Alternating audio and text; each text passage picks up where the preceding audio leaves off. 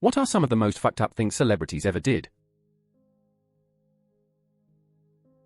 Ian Watkins, lead singer of the band Lost Prophets, sexually abusing babies is hands down the worst thing a celebrity ever did. The password for his computer was if ***** kids, so yeah, trash human being. The transcript of the judge's remarks during sentencing. Holy shit. I thought I was jaded by years of the internet, but this was literally my exact reaction while reading them. No link, because it's not safe for work, not safe for mind, not safe for hell itself. Dude was fucking depraved. And so are the mothers that willingly handed over victims. That was the worst part about reading his Wikipedia page.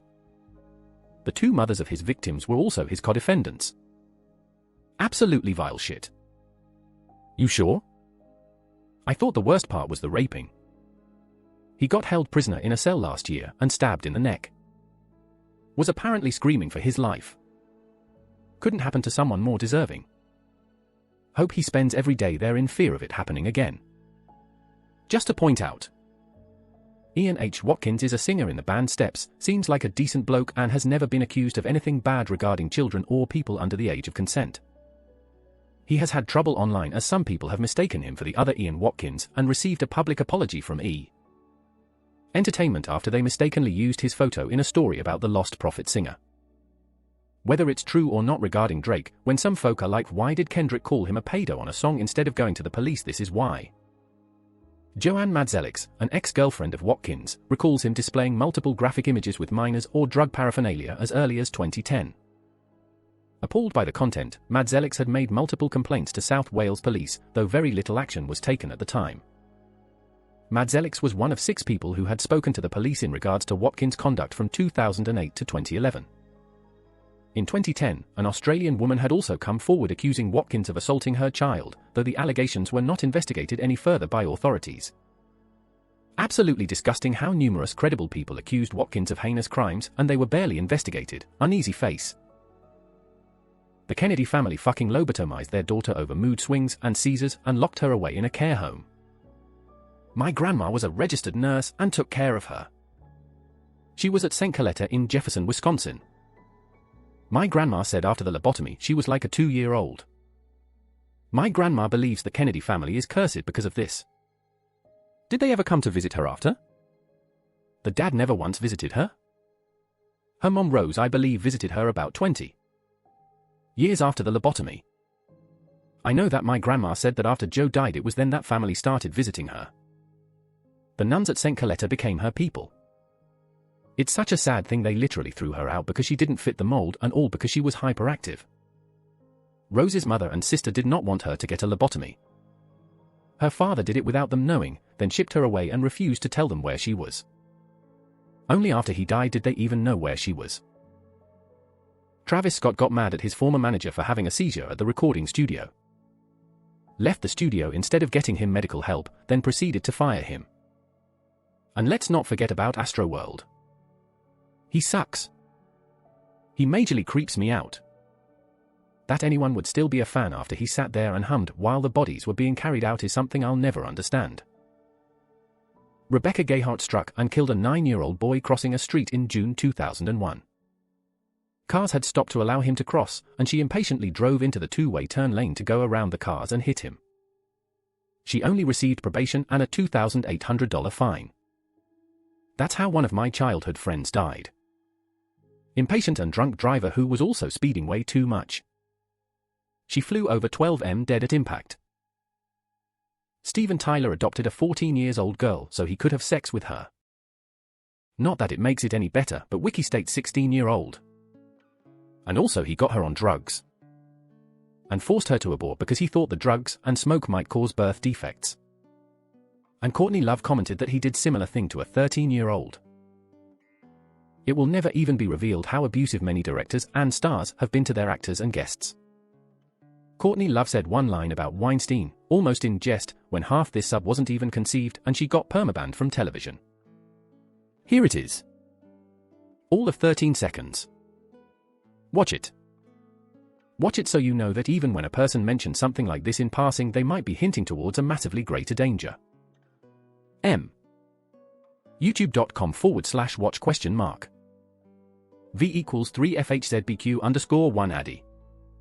It's a lot like how Corey Feldman was a lot more direct about it and fucking Barbara Walters tried to shame him that has damaging an entire industry.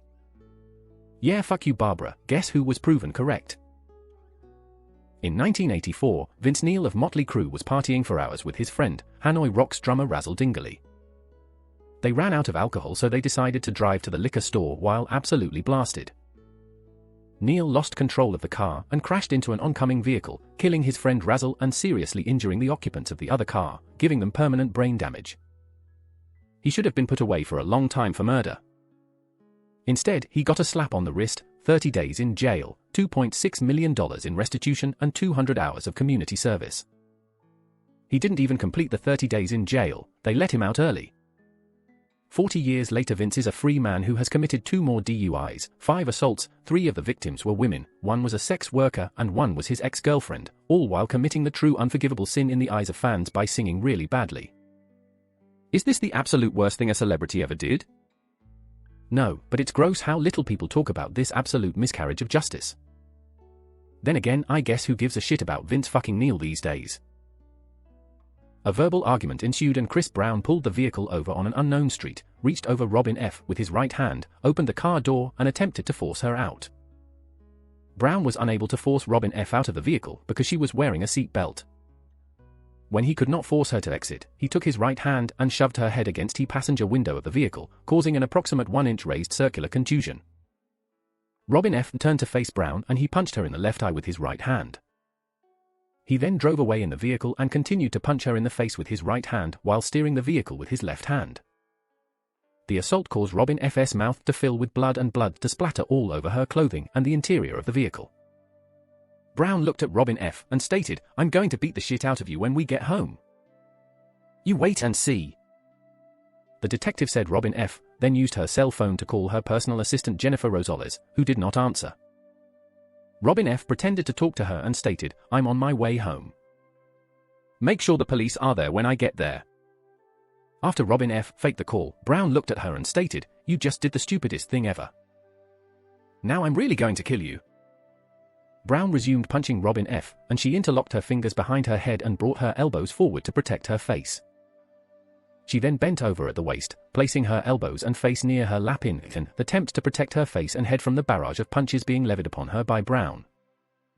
Brown continued to punch Robin F. on her left arm and hand, causing her to suffer a contusion on her left triceps, that was approximately 2 inches in diameter and numerous contusions on her left hand. Robin F. then attempted to send a text message to her other personal assistant, Melissa Ford. Brown snatched the cellular telephone out of her hand and threw it out of the window onto an unknown street. Brown continued driving and Robin F. observed his cellular telephone sitting in his lap. She picked up the cellular telephone with her left hand and before she could make a call he placed her in a headlock with his right hand and continued to drive the vehicle with his left hand. Brown pulled Robin F. close to him and bit her on her left ear. She was able to feel the vehicle swerving from right to left as Brown sped away. He stopped the vehicle in front of 333 North June Street and Robin F. turned off the car, removed the key from the ignition and sat on it. Brown did not know what she did with the key and began punching her in the face and arms. He then placed her in a headlock positioning the front of her throat between his bicep and forearm.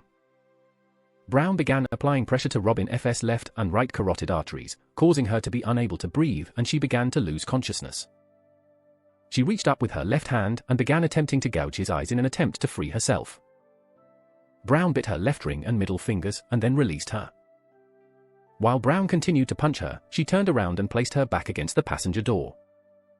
She brought her knees to her chest, placed her feet against Brown's body and began pushing him away. Brown continued to punch her on the legs and feet, causing several contusions. Robin F. began screaming for help and Brown exited the vehicle and walked away. A resident in the neighborhood heard Robin F.'s plea for help and called 911, causing a police response. An investigation was conducted and Robin F. was issued a domestic violence emergency protective order. I've heard Chris Brown is a woman beater before, but never read the details like that. What an unbelievable shit stain of a human being. Boxing promoter Don King stomped an employee to death because he owed King $600. Paul Walker was 33 dating a 16-year-old, but the internet never wants to hear that since people blow smoke up his ass since his death. O.J. murdered his ex-wife and got away with it. Bill Cosby raped many women over the course of decades while successfully conveying the most innocent persona in Hollywood. Coco Chanel was a Nazi spy. She informed on Jewish and homosexual competitors in order to gain a foothold on the European fashion industry. She then used her connection within the fashion industry to pass information through a network of spies for the SS. Coco Chanel was a disgusting and vile Nazi who built her company off of the blood and bones of 11 million people. Also, Hugo Boss designed their uniforms and only apologized because a book revealing this fact was being released. Epstein's Island and the other islands they go to for sex trafficking. Jimmy Savile fucked kids and vulnerable patients in hospitals. Jack Nicholson beat the daylights out of a sex worker, resulting in damages that are now killing her. About a year after she received the original payment, her injuries and the damage to her brainstem got worse than originally thought. Mark Wahlberg beat an Asian Vietnam veteran unconscious just because he was Asian and then tried to have his hate crime charges dropped from his record 20 years later. Jimmy Savile wins this comp. Alfred Hitchcock is remembered as one of the greatest directors of the Golden Age, but what he did to Tippi Hedren. My God. He saw her in a commercial and put her under contract so he could cast her in his movies, The Birds and Marnie.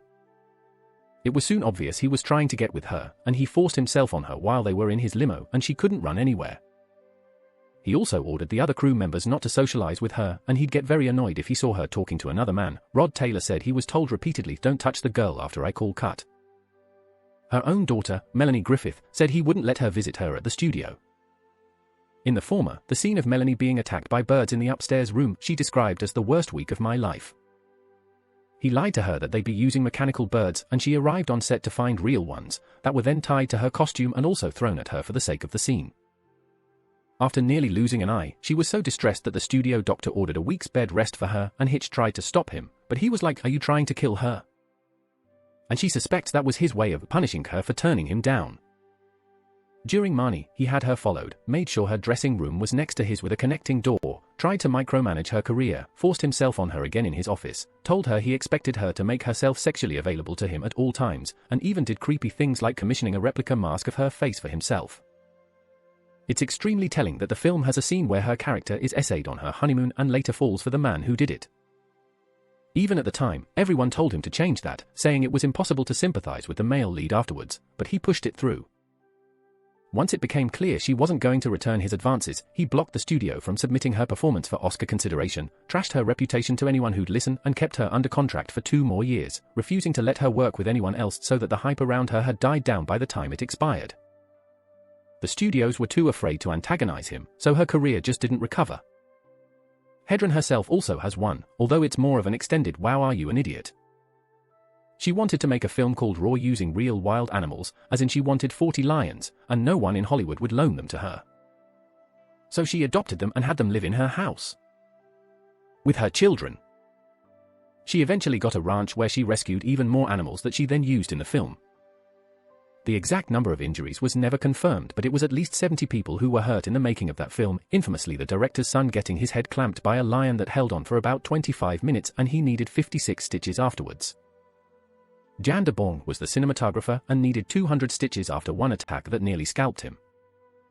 Melanie Griffith, who was still a minor at the time, got mauled by a lion and needed reconstructive surgery, and she became addicted to painkillers afterwards partly because of this. Hedren would later admit what a stupid idea the film was. Diddy stuff. Caitlyn Jenner ran someone over.